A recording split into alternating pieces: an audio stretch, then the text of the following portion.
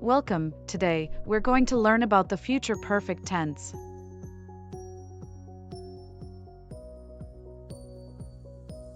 It's used to describe an action that will be completed at a specific time in the future.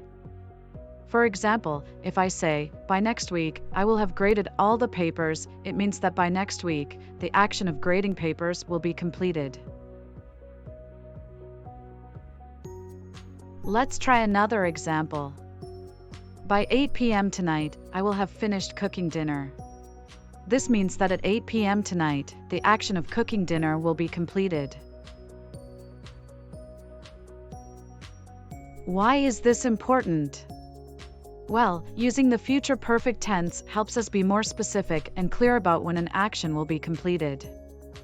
So, let's practice using the future perfect tense and see how it can enhance our communication skills. Are you ready?